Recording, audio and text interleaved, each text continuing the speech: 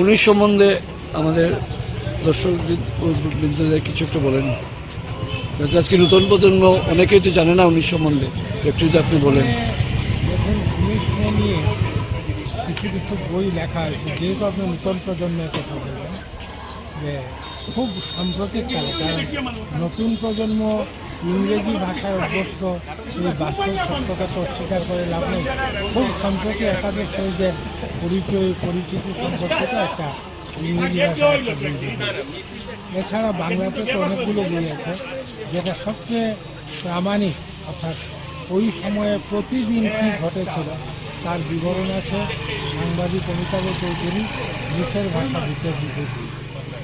আর যদি তাৎপর্যের কথাটা বলেন, তাহলে আমি বলবো যে আমরা যারা নিজের মাতৃভাষা সম্পর্কে উদাসীন, আসলে তারা তাদের নিজের ঐতিহ্যের শিকড় থেকে ক্রমেই বিচ্ছিন্ন হয়ে যাচ্ছে।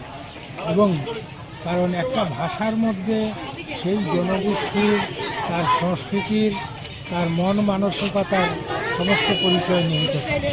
কাজে এটা থেকে যদি নিজেকে দূরে সরিয়ে নেয়, তাহলে এমন একটা সময় দাঁড়িয়ে যাবে, আমি যাদেরকে বলি যে অর্কিড প্রজন্ম, এরা অর্কিডে রূপান্তরিত হবে, শূন্যে ঘিরে থাকবে, কোথাও কোনো জায়গাতে কোনো শিকড় থাকবে।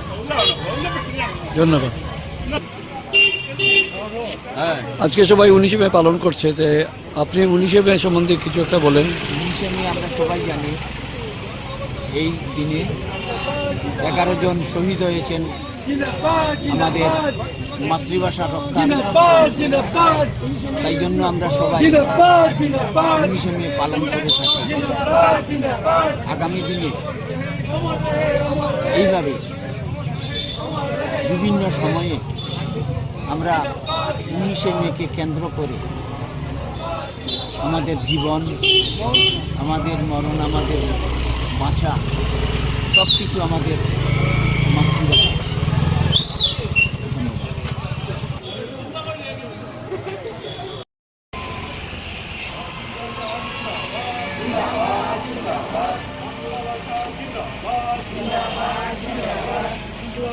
জিন্দাবাদ জিন্দাবাদ জিন্দাবাদ। 19শে শহীদ তোমাদের ভুলছি না, ভুলবো না, ভুলবো না।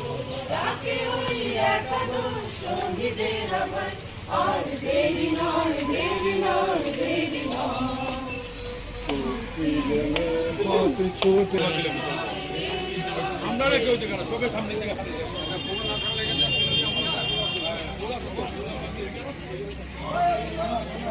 না না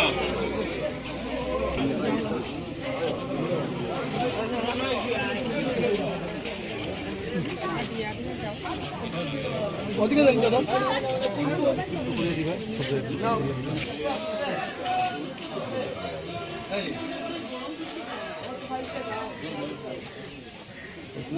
বাবু, হ্যাঁ বাবু, শুনি কেন?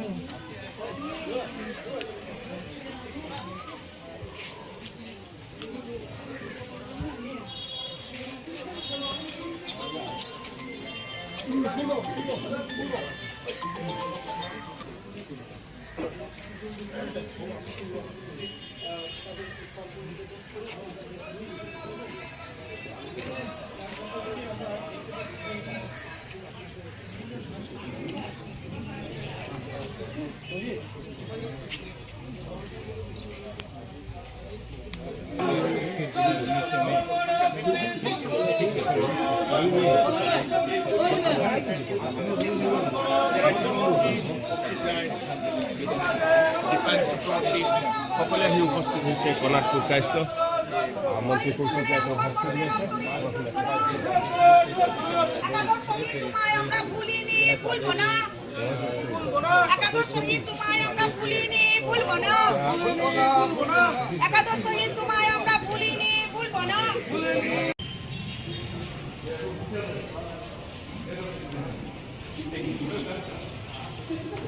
কাগজে লিখে রাখতে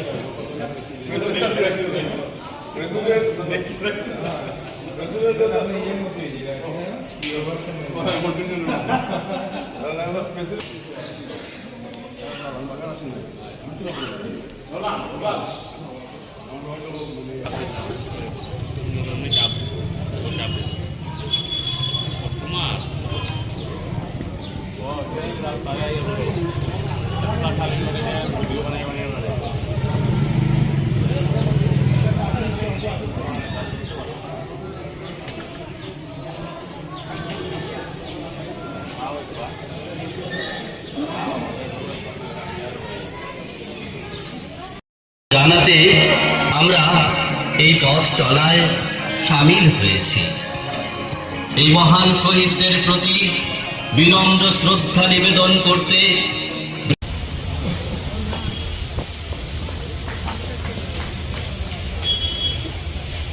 সমিতিকে আন্তরিক শ্রদ্ধা জ্ঞাপন করছি।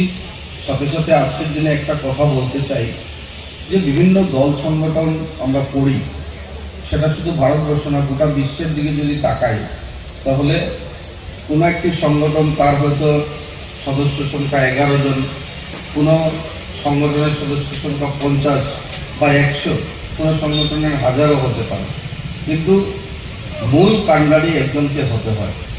তো মূল কাণ্ডারি যখন দিশা দেখায় তখন কিন্তু এটার একটা পরিণতি আসে। তাই আমি মনে করি আজকে ডক্টর রাজীব কর মহাশয়, যিনি অন্ততপক্ষে আমাদের যে আন্দোলনের মূল কাণ্ডারি, যার মাধ্যমে আন্দোলন চালিয়ে যাচ্ছি আমরা, সেটার একটা পূর্ণতা লাভ করবে। আমরা লক্ষ্য করেছি যে আমি বলতেছিলাম যে একটা ঐতিহাসিক ঘটনা গতকাল ঘটে গেল। এই ঐতিহাসিক ঘটনা আমরা লক্ষ্য করেছি, বাংলা সাহিত্য সভা আসাম বলে একটি সংস্থা তৈরি হয়। সেখানে গোটা আসামের সকল বাঙালিদের নিয়ে এই সংস্থা, যে সংস্থা আসাম সাহিত্য সভার সাথে সমন্বয় রেখে এই আসাম রাজ্যে বাংলা সাহিত্য সভা আসামের কাজ এগিয়ে নিয়ে যাচ্ছেন। গত পরশুদিন আসাম সাহিত্য সভার এক আগামী অধিবেশনের জন্য এক টিম, 14 জনের এক টিম, ডক্টর বসন্ত গোস্বামী যিনি সভাপতি, উনার নেতৃত্বে, আর দেবজিৎ বরা প্রধান সম্পাদক অসম সাহিত্য সভার, ওনাদের নেতৃত্বে একটা টিম, 14 জনের একটা টিম শিলচরে আসে। রেলওয়ে স্টেশনে যখন গাড়ি আসলো আমরা লক্ষ্য করি যে এই অসম সাহিত্য সভা মানে গোটা অসমীয়া ভাষী মানুষদের, খগেনচন্দ্র দাস বা প্রশান্ত চক্রবর্তী, তাদের সম্মুখে, আমাদের সকলের সম্মুখে অসম সাহিত্য সভার সভাপতি ডক্টর বসন্ত কুমার গোস্বামী মহাশয় পরিষ্কারভাবে সেটা বলে গেছেন যে নিজের ভাষাকে যদি সম্মান দেওয়া যায় তাহলেই কিন্তু অন্য ভাষাকে কারো পক্ষে সম্মান দেওয়া সম্ভব। আর সেই কথা সুরে উনি বিভিন্ন এক্সাম্পল তুলে ধরে এনেছেন বাঙালি সমাজের, বাঙালি লেখকদের বিশিষ্ট। আমি শঙ্কর ঘোষ, MLA শিলিগুড়ি। 19শে মে বাংলা এবং বাঙালির কাছে নিশ্চিতভাবে একটা স্বর্ণাক্ষরে লেখা নাম। 21শে মে আন্তর্জাতিক ভাষা শহীদ দিবস, যারও সূত্রপাত আমাদের বাংলা ভাষার হাত ধরে। ঠিক একইভাবে বাংলা ভাষার মর্যাদা রক্ষার্থে 19শে মে 11 জন বাংলাভাষী মানুষ তারা শহীদের মৃত্যুবরণ করেছে। সেই মানুষদের আন্তর্জাতিক স্তরে মর্যাদা প্রাপ্তির জন্য আমার মনে হয় আমি বা আমাদের মতন সব বাঙালিরা এই অঙ্গীকারে অঙ্গীভূত হওয়া দরকার, যাতে তারা তাদের প্রাপ্য সম্মান পান। আজকে 64 বছর পার হয়ে যাওয়ার পরেও তাদের যে সম্মান, সেই সম্মান এখনো বোধহয় অধরা হয়ে গেছে। আজকে আমরা যখন শিলিগুড়িতে মিলিত হয়েছি একটি অনুষ্ঠান, সাংস্কৃতিক অনুষ্ঠান, সেখানে আমার সাথে দেখা হলো বরাক উপত্যকার সন্তোষ চন্দ্র মহাশয়ের সাথে, যার পিতা এই আন্দোলন শরীর ছিলেন।